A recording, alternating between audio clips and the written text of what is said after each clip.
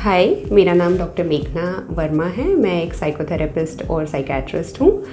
आज मैं आपसे बात करूँगी कुछ बुक्स, मूवीज़ और उनके कैरेक्टर्स के माध्यम से कुछ इम्पॉर्टेंट साइकोलॉजिकल इश्यूज़ के बारे में और कैसे हमें उनसे डील करना चाहिए उस बारे में।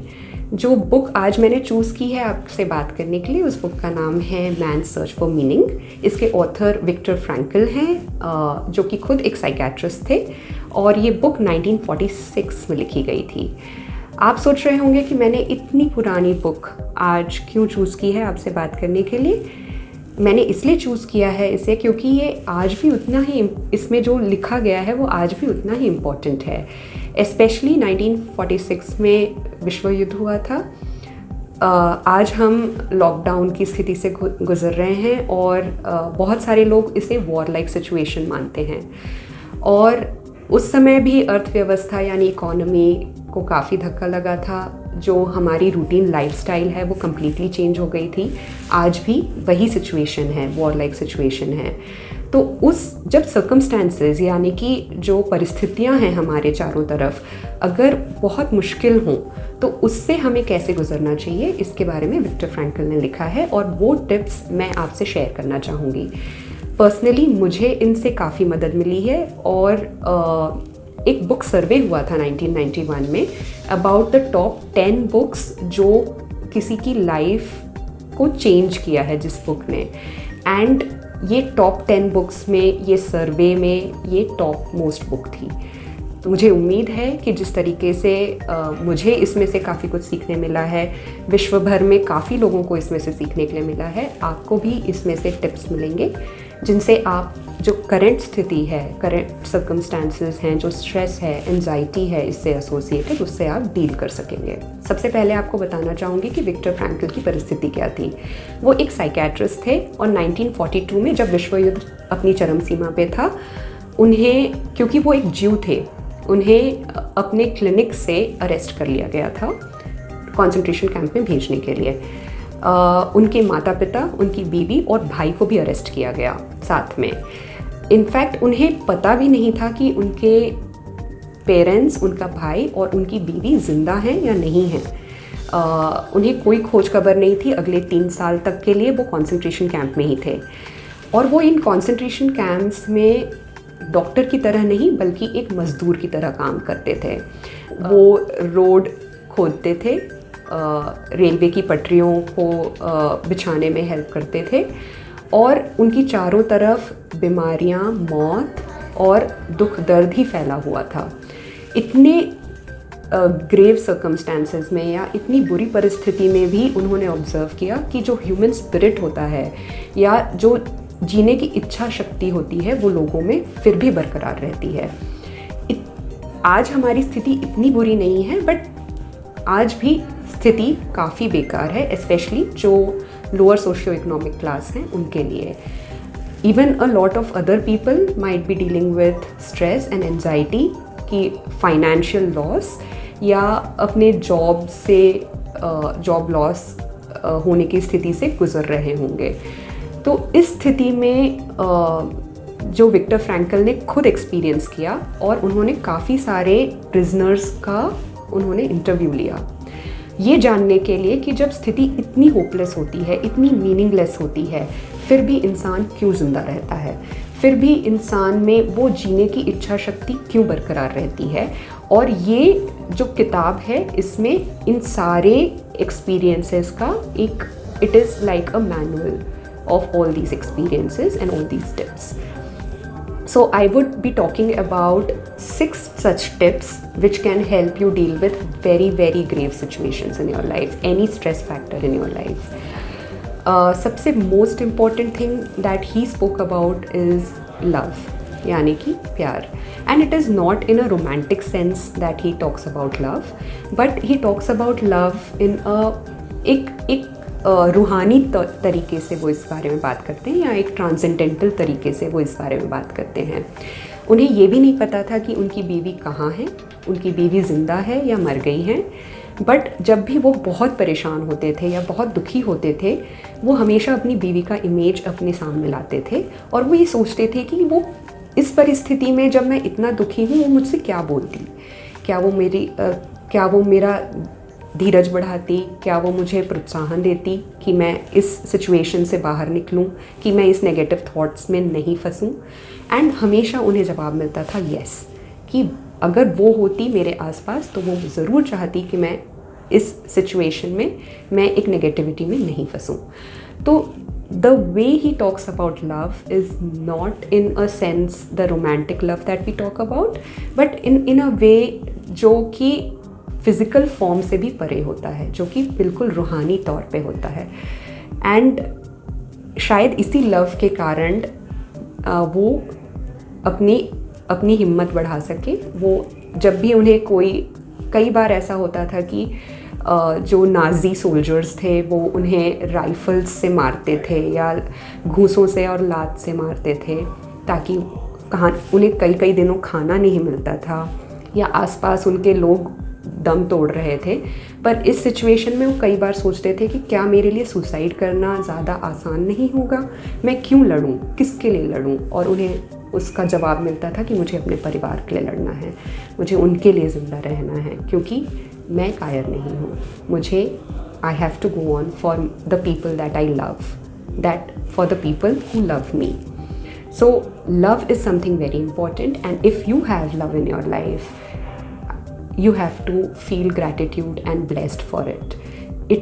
Love is something that can take you out of any stressful situation. जो दूसरी चीज़ के बारे में वो बात करते हैं वो है ह्यूमर यानी कि हमारी हंसी मजाक करने की क्षमता। जो बहुत ग्रेव सिचुएशंस भी होते हैं, अगर आप मजाक कर सकते हैं उनमें तो आप उन्हें ज़्यादा पर्सनली या बहुत सीरियसली नहीं लेते हैं, और ये बहुत इम्पॉर्टेंट होता है टू डिक्रीज़ योर स्ट्रेस और एनजाइटी अबाउट दैट सिचुएशन। जैसे वो एग्जांपल देते हैं कि इन दोज कॉन्सेंट्रेशन कैंप्स हर शाम को जो सारे प्रिजनर्स ऑफ वॉर थे वो सारे साथ में बैठकर कैंप फायर के चारों तरफ हंसी मजाक किया करते थे, गाना बजाना कर लेते थे, और इससे उन्हें काफ़ी हिम्मत मिलती थी अपने दिन भर की थकान, इंसल्ट्स को भुलाने के लिए, अपनी भूख प्यास को भुलाने के लिए, अपने परिवारजनों से दूर रहने के दुख को भुलाने के लिए। तो आज आप ज़रूर बहुत सारा स्ट्रेस, एंजाइटी फेस कर रहे होंगे because of this lockdown, but ज़रूर अपने परिवार वालों के साथ बैठकर कुछ पल ज़रूर हंसी मजाक के बिताइएगा। वीडियो कॉन्फ्रेंसिंग करिए अपने फ्रेंड्स के साथ, या ज़रूर वो टाइम निकालिए ताकि आप अपने लोगों के साथ कनेक्ट करें। And on a lighter note, the third thing that he talks about, which he again calls one of the weapons of the soul, is the power to choose, यानी कि हमारी choices करने की क्षमता। ये वो कहते हैं कि चाहे या तो हम अपने आप को circumstances का victim मान सकते हैं, या हम ये सोच सकते हैं कि चाहे कोई भी circumstances हो, जो हम choices करते हैं वो final right हमको होता है। जैसे कि कंसंट्रेशन कैंप्स में वो कहते हैं कि कुछ लोग थे जो, क्योंकि खाना काफ़ी लिमिटेड होता था, कुछ लोग होते थे जो वो खाना बिल्कुल अपने लिए या अपने फ्रेंड्स के लिए जमा करके रखते थे, कुछ लोग होते थे जो अपना हिस्सा भी किसी और को दे देते थे। तो ये जो चॉइस होती है कि the choice to choose between good और evil, the choice to choose कि आपका खुद का वैल्यू सिस्टम क्या है और आप किस चीज़ को ज़्यादा अहमियत देते हैं जब आपके पास कुछ भी नहीं होता। एंड ये मेरा सबसे फेमस कोट है उस बुक से, जिसमें वो लिखते हैं कि जब इंसान के पास कुछ भी नहीं होता, ना उसके पास उसका परिवार होता है, ना डिग्निटी होती है, तब भी उसके पास फ्रीडम टू चूज़ होता है। वो अपने आप को किस तरीक़े का इंसान सोचना चाहता है, वो चॉइस उसके पास होती है। The fourth thing that he talks about is the right attitude. आप चाहे कोई भी सिचुएशन में हो, आप अगर उसके प्रति एक राइट एटीट्यूड रखें तो आप उस सिचुएशन से निकल सकते हैं। वो ये कहते हैं कि अगर किसी, स्पेशली जब कोई डिप्रेशन में होता है, वो ये कहते हैं कि हम क्या कर सकते हैं, सिचुएशन ही इतनी बुरी है, हम तो कुछ भी नहीं कर सकते। बट वो ये कहते हैं कि उस सिचुएशन के प्रति आपका जो एटीट्यूड है पॉजिटिव है, होपफुल है या नेगेटिव है, ये चॉइस अल्टीमेटली हमारे पास होती है और ये चॉइस हम हर सेकंड, हर घंटे, हर दिन एक्सरसाइज करते हैं। The fifth thing he talks about is having a future goal. He says that अगर हमारे पास कोई ऐसी चीज़ है जो हम बुरी तरीके से करना चाहते हैं, जो हम सोचते हैं कि एक बार ये सिचुएशन ख़त्म हो जाए तो हम ज़रूर ये चीज़ करके दिखाएंगे, ये हमें विश्वास और हिम्मत देती है उस सिचुएशन से डील करने के लिए। जैसे विक्टर फ्रैंकल खुद कहते हैं कि उनके पास कैंप में कुछ भी नहीं था, अपने खुद के कपड़े तक नहीं थे, पर the last thing he had taken with him was a manuscript, जो उनकी जीवन भर की काम का एक मैन्यूस्क्रिप्ट था। पर नाजीज सोल्जर्स ने वो मैन्यूस्क्रिप्ट भी फाड़ कर फेंक दिया था। अब उनके पास कुछ भी नहीं था, पर वो हमेशा सोचते थे कि अगर मैं यहाँ से ज़िंदा बच गया तो मैं ज़रूर एक किताब लिखूँगा जिससे लोगों को पता चले कि even in their most depressed circumstances वो क्या कर सकते हैं इस बारे में, and about his experiences and about the experiences of other prisoners. Fifth point that he talked about is to have a future goal, यानी कि अगर आप कोई चीज़ को करना चाहते हैं, अगर आप उस सिचुएशन से बाहर निकल गए, बहुत बुरी तरीके से उसको करना चाहते हैं, that itself gives you an incentive to come out of that situation. जैसे वो खुद उन्होंने कहा है कि उनके पास उस समय कुछ भी नहीं था, उनका परिवार नहीं था, कोई जीने की उम्मीद नहीं थी।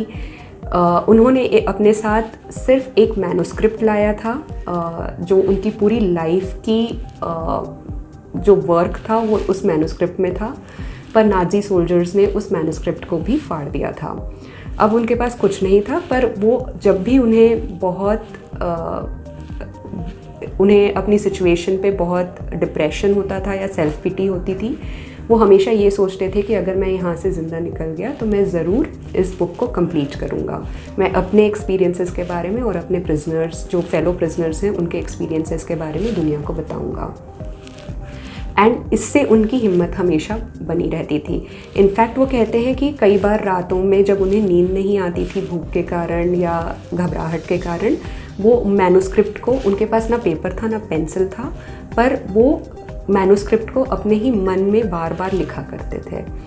सिमिलरली, अगर आपके पास कोई ऐसी चीज़ है जो आपको इंस्पायर करती है कि अगर आप इस सिचुएशन के बाद जब आप बाहर निकलेंगे तो आप वो क्या चीज़ करना चाहते हैं, that will inspire you to not be anxious और take stress during this situation. The sixth thing and the final thing, which is the crux of the entire book that he talks about, is responsibility. He says that most of us ask life, हम life से ये प्रश्न करते हैं कि हमें तुम क्या दे रही हो। हम अपने आसपास लोगों से ये प्रश्न करते हैं कि आपने हमको क्या दिया। But in fact the question we should be asking is what we can give to life, what we can give to others around us, and we are responsible for that. और वो ये कहते हैं कि जब लाइफ हमारे सामने ये प्रश्न उठाती है या हमें बहुत ज़्यादा सफरिंग होती है लाइफ में किसी भी कारण से, that is the moment that we can utilize to find these answers, कि इससे हमें ये आंसर्स ढूंढने की हिम्मत मिलती है कि एग्जैक्टली हमारी लाइफ का पर्पस क्या है, और we are responsible for finding an answer. We cannot just say, जैसे वो बोलते हैं कि डिप्रेस्ड लोग अल्टीमेटली यही बोलते हैं कि हमारे लिए लाइफ में कुछ नहीं रखा है, हम आगे किस चीज़ के लिए हम जिंदा रहें, या कुछ भी नहीं रह गया, सब कुछ ख़त्म हो गया है। But the answer to that is that they have to find an answer for themselves, because ये हमारी फंडामेंटल रिस्पॉन्सिबिलिटी है towards life to find out what drives us. And that is the basis of the existential therapy और logotherapy, जिसके वो founding father हैं। That is the basis of logotherapy, जिसके through during psychotherapy sessions the doctor helps the patient to find out what is that ultimate purpose or responsibility towards life that that person has. So I hope आपको इन सब points से या इन सब coping skills से जो doctor Victor Frankel ने 1946 में लिखा था, आज भी आपको उनसे काफ़ी कुछ सीखने के लिए मिला होगा। एंड अगर आप चाहते हैं कि मैं ऐसी ही बुक्स की समीक्षा करती रहूं और आपके सामने अच्छे बुक्स लाती रहूं जिनसे हम काफ़ी सारे साइकोलॉजिकल इश्यूज़ के बारे में बात कर सकें और टिप्स सीख सकें अपने लाइफ के स्ट्रेस, एंजाइटी और डिप्रेशन से लड़ने के लिए, तो ज़रूर मेरे वीडियो को लाइक करिएगा और कमेंट्स भेजिएगा। I look forward to that. Thank you.